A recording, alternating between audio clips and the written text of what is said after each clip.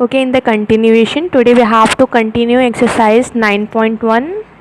Yesterday we have discussed question number 1 and question number 4. So fine, let's continue with your doubt in which questions बोले जिसमें आपको doubt हो. Okay, fine, look at the question number 5. Question number 5 क्या है? In a class test 16 students out of 48 passed. तो total students कितनी class में हैं? कितने स्टूडेंट्स हैं टोटल क्लास में? टोटल स्टूडेंट्स 16 है, 48 हैं. और पास कितने हुए हैं students? Out of 48, 16 students have passed in the examination. Find the ratio between, now you have to find the ratio between, in the first bit, passed students to the total number of students. Passed students to the total number of students. Passed कितने हैं? 16. जो पहले दिया है उसको पहले लिखना है, ठीक है. और टोटल नंबर ऑफ स्टूडेंट्स कितने हैं? 48 हैं. तो इसका रेशियो फाइंड करना है. अब इसको सिंप्लीफाई कर लो, रेशियो आ जाएगा यहाँ से. 16 1 ज़ा 16, कितने टाइम्स आएगा? 16 3 ज़ा 48. So this is 1/3. So you can say that the ratio of passed students to the total number of students is 1:3. Fine. In the second bit, you have to find the ratio between failed students to the number of passed students. अब failed students कितने हैं? This is not given in the question. So how to find the number of failed students? Yes, total number of students are in the class are 48, out of which 16 has passed the examination. So failed कितने होंगे? जो remaining होंगे वो fail हो गए हैं. So 48 minus 16, that is 32. 32 students आपके fail हुए हैं. अब आपको रेशियो बताना है failed students to the passed students. Failed कितने हैं? 32. पास कितने हैं? 16. Cancel them out. 16 1 ज़ा 16, 16 2 ज़ा. This is 2:1. So you can say that the ratio of failed students to the passed students is 2:1. आ गया समझ? क्वेश्चन नंबर 7 देखिए. क्वेश्चन नंबर 7 क्या है? If 3A is equals to 4B is equals to 5C, find the ratio of A ratio B is to C. ये आपको find करना है. ऐसे क्वेश्चंस में देखो क्या करते हैं. सिंपली अगर आपको ऐसे क्वेश्चंस दिए हुए हैं, दूसरा लेंदी मेथड भी होता है बट इजीली आप कैसे कर सकते हो? You have to take the LCM of these numbers. जो यहाँ पर नंबर्स दिए हुए हैं आपको क्या करना होता है? इन्हीं नंबर्स का एलसीएम निकालना होता है.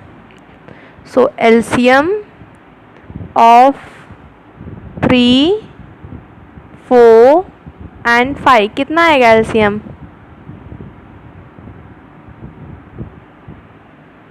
3 4 और 5 का एलसीएम कितना होगा?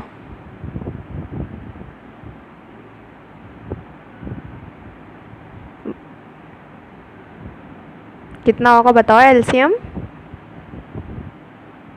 20 नहीं होगा. 3 4 एंड 5, यस इट इज़ 60. 3 4 और 5 का एलसीएम क्या है? 60. नेक्स्ट स्टेप में क्या करना है? You have to divide each term by its LCM. So ये हो जाएगा 3A by 60 equals to 4b by 60 equals to 5c by 60. Cancel them out. 3 ones are 3 20s are 60. 4 ones are 4 15s are 60. 5 ones are 5 14s are 5 12s are 60. आ गया. इसको लिख लो simplified form में. क्या आया है? a by 20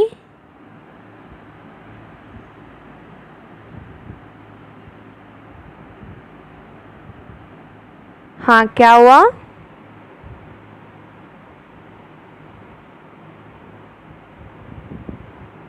हाँ इस 2 है वो. फिर अभी आपके पास सिंप्लीफाइड फॉर्म में क्या आ गया?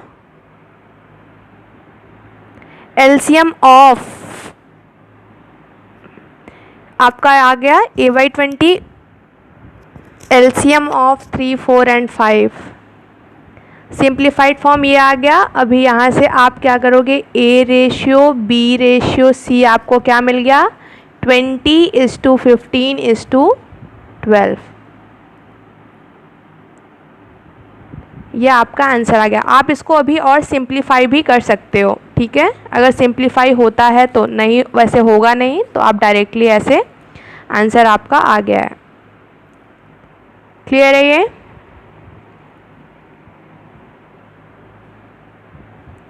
Coming to question number 8.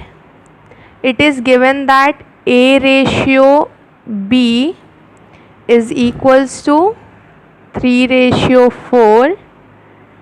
b ratio c is equals to 5 ratio 7. then you have to find a ratio b ratio c. ठीक है, ये आपको फाइंड करना है. अब a रेशियो b 3 रेशियो 4 के इक्वल दिया है. इसका मतलब क्या है? a by b is equals to 3 by 4. b is to c is equals to 5 is to 7 means b by c is equals to 5 is to 7. अब यहाँ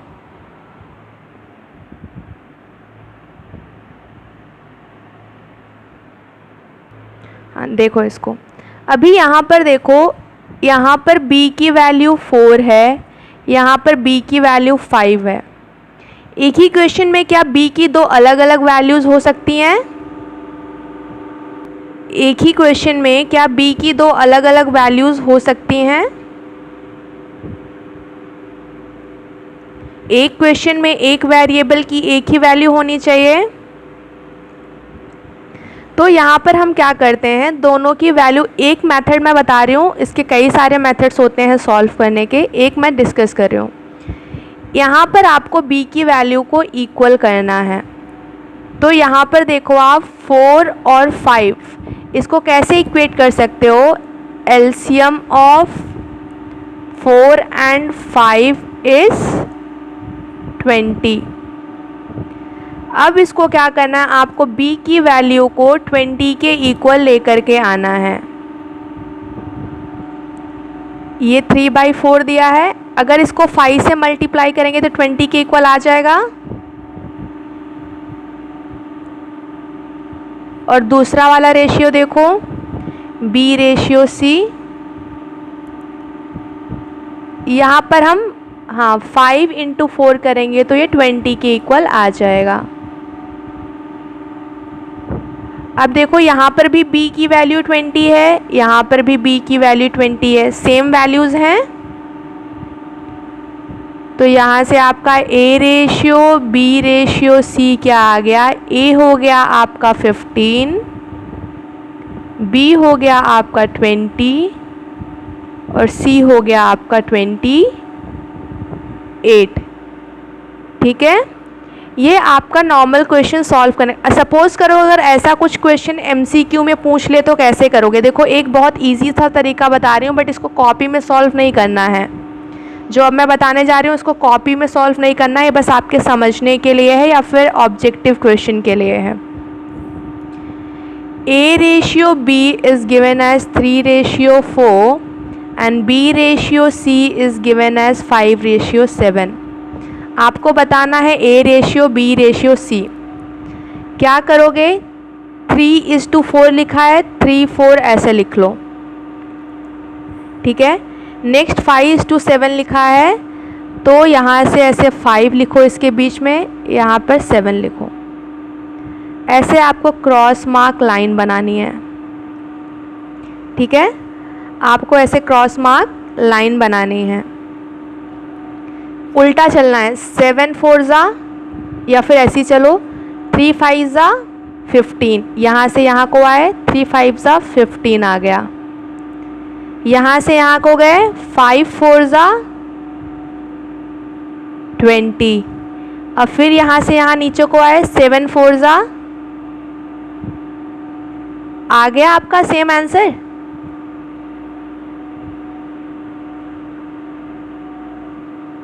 इजी है, बट इसको आपको नोटबुक में नहीं करना है, ये आपको बस समझने के लिए था। नोटबुक में ये सॉल्व नहीं करना है, ठीक है। एक सेपरेटली कहीं नोट करके रखना चाहते हो तो रख लो, बट नोटबुक ये आंसर चेक करने के लिए आपके लिए बहुत इजी है। इफ़ सपोज आपने सॉल्व किया and in the last you want to check your answer whether it is correct और not, so within seconds you can check out that you are going right और wrong, ठीक। क्या किया हमने, 3/4 लिखा था, 3/4 लिख दिया। 5/7 लिखा था, यहाँ पे इसके बीच से स्टार्ट किया, देखो 5 और बाद में 7 लिख दिया, एक डिजिट छोड़ के उसके बीच से स्टार्ट किया है। बस यहाँ पर ऐसे एरो ड्रॉ किया, 3 से 5 पर आया, मल्टीप्लाई किया 15, 5 से 4 पर गए, मल्टीप्लाई किया 20, और 4 से 7 पर आया, मल्टीप्लाई किया 28। आई होप समझ में आ गया होगा ये।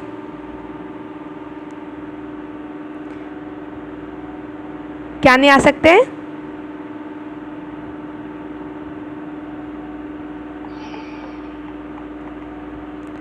क्या नहीं आ सकते हैं,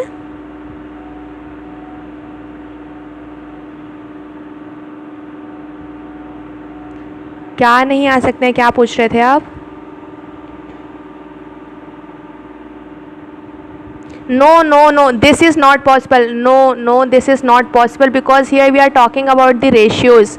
A ratio, B ratio, C means this value is corresponding to A, this value is corresponding to B, and this value is corresponding to C. If you will change its series 28, if suppose 28 पहले लिख देते हैं, it means that this value 28 is corresponding to A, answer गलत हो जाएगा, ठीक है। Okay, आगे कंटिन्यूएशन पे चले। Fine, look at the examples which are given on page number 138 and 139. Example number 1 I hope आप लोग solve कर लोगे. You have to just find the ratio and write it in the simplified form. एक मैं बता देती हूँ. Look at the second bit. 3 days to 60 hours. इसको अगर सिंप्लीफाई करना है, सी यहाँ पर डेज़ की बात हो रही है, यहाँ पर आवर्स की बात हो रही है, तो क्या हम इसको कंपेयर कर सकते हैं? तो उसके लिए क्या करना पड़ेगा हमें?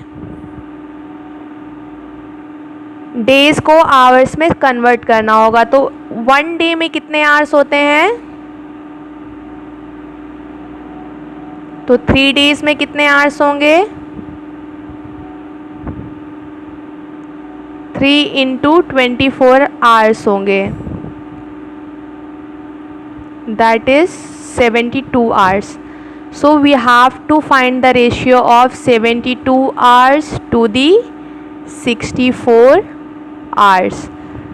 अब इसको कन्वर्ट कर लिया है, फ्रैक्शनल फॉर्म में लिख लो, कैंसल आउट कर लो। 12 5 = 60, 12 6 = 72। क्या आ गया ये? 6/5, तो इसका क्या आ गया? 6:4। 5। ठीक है ये। Look at the example number 2. The questions of exercise are also based on these examples. So आप उसको देख लोगे। Question example number 2 different and interesting है, थोड़ा देखो। डिवाइड ₹1500।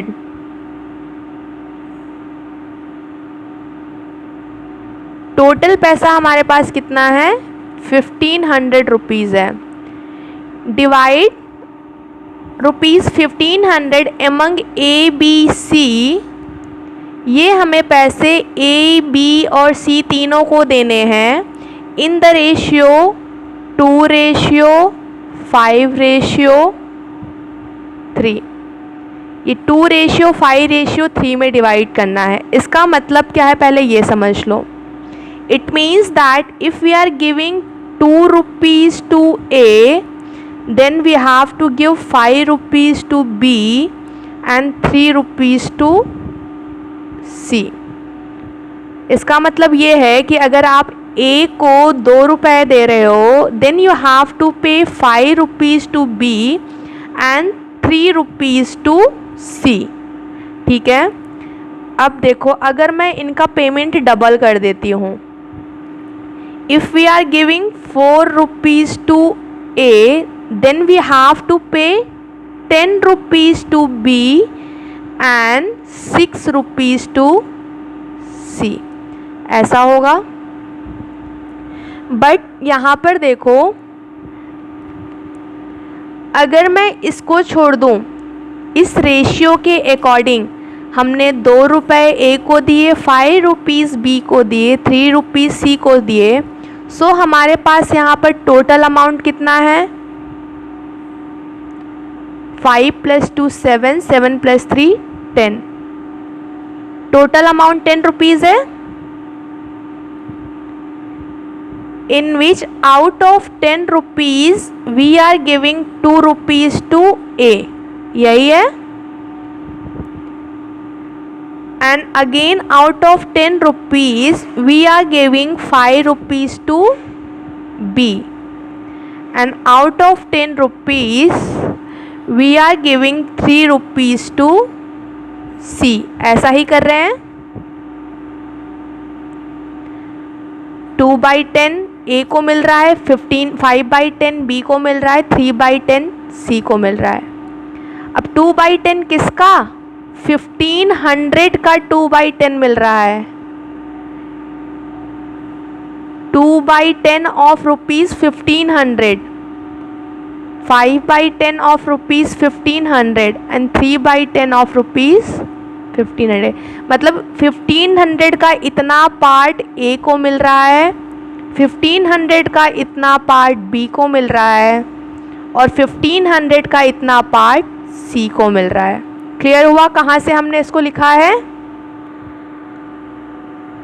तो अगर आपको ऐसे क्वेश्चंस आते हैं, टोटल अमाउंट गिवन है और ये अमाउंट 3 लोगों में, 4 लोगों में, 5 लोगों में डिवाइड करना है, तो कैसे करेंगे? उनके रेशियो का सम डिनोमिनेटर में और उनको कितना अमाउंट मिला है वो न्यूमरेटर में, इनटू टोटल अमाउंट जो आपको गिवन है।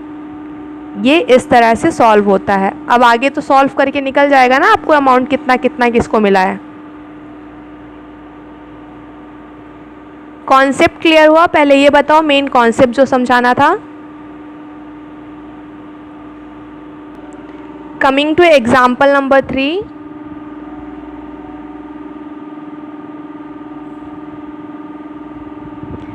Example number 3 is like in the ratio 5:9।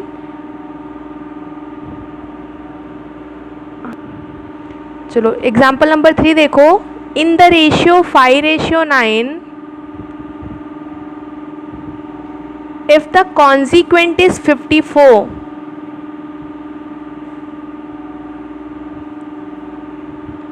अगर कॉन्सिक्वेंट 54 है, व्हाट इज एंटीसीडेंट? कॉन्सिक्वेंट किसको बोलते हैं? सेकेंड टर्म होता है, that is your consequent. It means if we write it in the fractional form, that is 5/9, the consequent, that is second term, is equals to 54, and you have to find out the first term. Antecedent find करना है. हो जाएगा find? ये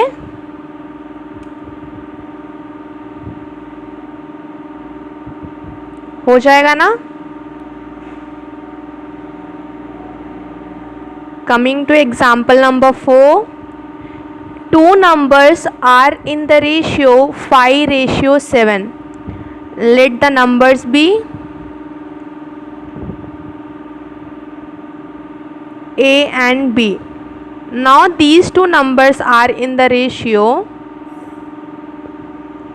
5:7. The difference of their squares. अब इनके squares का difference कितना है? 1536. तो अब यहाँ से आपके नंबर्स क्या हो जाएंगे? जो ये A है, ये रेशियो जो होता है ये सिंप्लीफाइड फॉर्म होता है. रेशियो क्या है? सिंप्लीफाइड फॉर्म ही होता है फ्रैक्शंस का. तो हम ये एक टाइम के लिए ऐसा बोल सकते हैं क्या ये किसी कांस्टेंट x से मल्टीप्लाई किया हुआ है, क्योंकि सिंप्लीफाइड फॉर्म मतलब किसी सेम नंबर से ही डिवाइड करके हमने इसको सिंप्लीफाई किया हुआ है.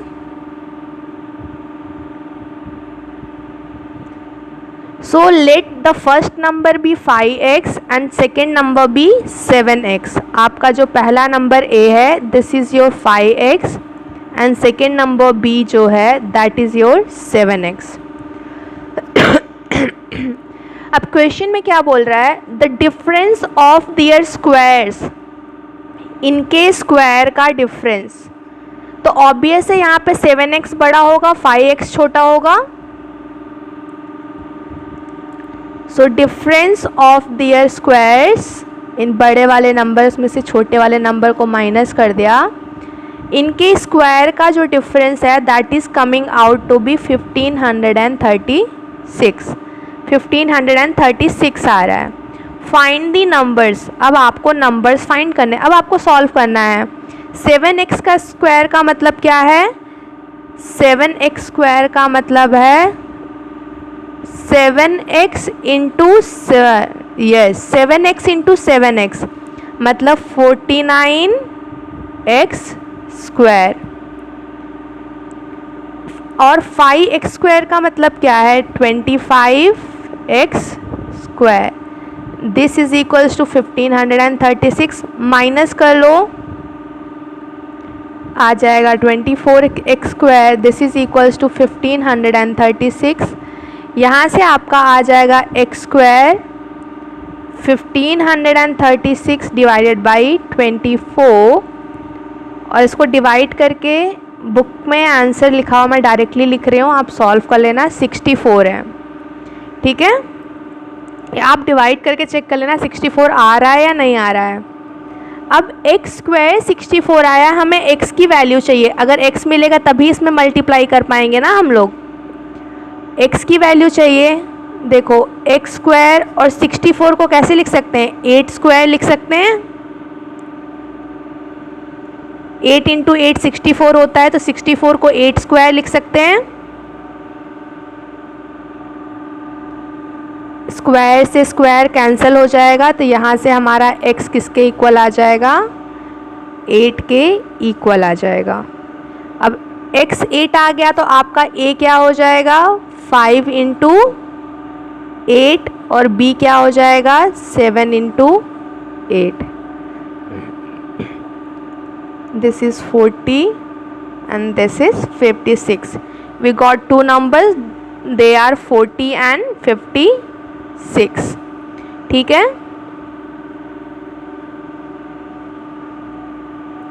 इस समझ में आया ये वाला क्वेश्चन? अब इस तरह के और क्वेश्चन सॉल्व करोगे तो और नहीं समझ में आया है? चलिए ठीक है, अभी इसी तरह से बहुत सारे जब क्वेश्चन सॉल्व करेंगे तो आपको और थोड़ा सा क्लियर हो जाएगा. जैसे एग्जांपल नंबर 5 देखो. Two numbers are in the ratio 7:11. दो नंबर्स हैं, उनका रेशियो क्या है 7:11। अब देखो यहाँ पर फिर से ऐसा एज्यूम कर लो, आपका जो फर्स्ट नंबर है वो 7x है और जो सेकेंड नंबर है वो कितना है 11x है। ठीक है, आपको हमेशा ऐसे ही एज्यूम करना है। क्यों? क्योंकि किसी कांस्टेंट टर्म से मल्टीप्लाई हो रहा है और हमने वो कांस्टेंट टर्म सपोज कर लिया है x। If 7 is added to each of the numbers, अगर हम इन नंबर्स में 7 ऐड करते हैं तो रेशियो के फॉर्म में लिख लेते हैं। पहले इसको 7x/11x है। अब इसमें हम क्या ऐड कर रहे हैं 7 ऐड कर रहे हैं। If 7 is added to each of the numbers, the ratio becomes 2:3। तो इनका रेशियो कितना आता है 2:3 आता है, मतलब 2/3 आता है। आपका जो नंबर्स था 7x और 11x था, इन नंबर्स में अगर हम 7 ऐड करते हैं तो ऐड करने के बाद जो सिंप्लीफाइड फॉर्म में रेशियो आता है वो कितना आता है 2:3। Then find the numbers. अब आपको नंबर्स फाइंड करने हैं तो उसके लिए इसको सॉल्व करना पड़ेगा। क्रॉस मल्टीप्लाई कर दो तो क्या हो जाएगा 3 × 7x + 7 = 2 × 11x + 7। ऐसा ही कुछ होगा। डिस्ट्रीब्यूटिव प्रॉपर्टी यूज़ करेंगे। फर्स्टली फर्स्ट टर्म को मल्टीप्लाई करेंगे तो आ गया 21x, then plus and plus is plus. Second term को मल्टीप्लाई करेंगे आ गया 21 = यहाँ पर भी सेम 22x + 14। कॉन्स्टेंट्स को एक तरफ, वेरिएबल्स को एक तरफ, 21 - 14। अब ये तो आपको आता है, बहुत ज़्यादा इसको एक्सप्लेन करने की ज़रूरत नहीं है। ये आ गया 7 = x। तो यहाँ से x की वैल्यू क्या आ गई आपकी 7 आ गई। x की वैल्यू आ गई 7, तो यहाँ पे सब्स्टिट्यूट करके निकाल लो। फर्स्ट नंबर क्या हो जाएगा 7 × 7 दैट इज़ 49। सेकेंड नंबर क्या हो जाएगा 11 × 7 दैट इज़ 77। आया समझ में?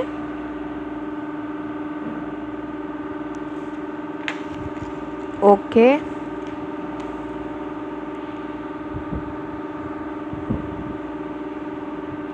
क्वेश्चन नंबर एग्जाम्पल नंबर 6 देखो, इसी से थोड़ा डिफरेंट है, इसी टाइप का है बट थोड़ा सा डिफरेंस है। What number must be added to each term of the ratio 7:12? बोल रहा है 7:12 में हम लोग क्या ऐड करें to make it equals to 2:3, जिससे कि 2:3 के इक्वल आ जाए। फ्रैक्शनल फॉर्म में लिखते हैं इसको। 7:12 मतलब 7/12 हो गया। इसमें क्या ऐड करें, let us suppose that we are adding x, हम लोग x ऐड कर रहे हैं और ये ऐड करने के बाद किसके इक्वल आना चाहिए 2:3 के कम।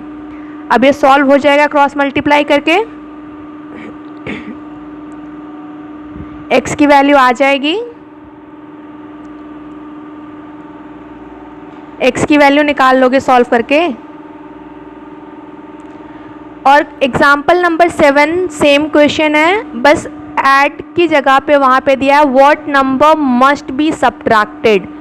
तो यहाँ पर आप क्या करोगे, एडिशन की जगह पे क्या कर दोगे सब्ट्रैक्ट कर दोगे।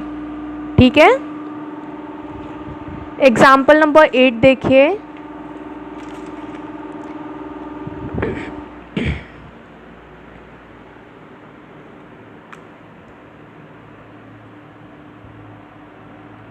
In example number 8, if x is to y is equals to 2:3, then you have to find 3x plus 2y is to 5x plus 3y। अब ये थोड़ा सा डिफरेंट है, कैसे करोगे देखो। x रेशियो y दिया हुआ है 2:3। अब यहाँ पर x ऑलरेडी यूज़ किया हुआ है, तो मैं सपोज़ कर लेती हूँ उसको हम कांस्टेंट k से मल्टीप्लाई कर रहे हैं, या फिर a लिख लो, a से मल्टीप्लाई कर रहे हैं। तो यहाँ पर x किसके इक्वल हो जाएगा, 2a के इक्वल हो जाएगा। जैसे हम अभी तक 2x 3x ऐसे लिख रहे थे, बस मैंने x की जगह पर a लिखा हुआ है, ठीक है, बिकॉज x यहाँ पर ऑलरेडी क्वेश्चन में यूज़ किया हुआ है। एंड y किसके इक्वल हो जाएगा, 3a के इक्वल हो जाएगा, होगा। ये किसी को समझ में नहीं आया हो तो बताओ। ये मैंने 2a 3a क्यों लिखा है, किसी को समझ में नहीं आया तो बताइए। ओके, जैसे अभी तक हम x लिख रहे थे, बस मैंने x की जगह पर a लिखा है। क्यों, क्योंकि यहाँ पर x ऑलरेडी यूज़ हुआ है, तो हम कंफ्यूज हो जाएंगे। अब आपको रेशियो किसका बताना है, 3x + 2y divided by 5x + 3y का।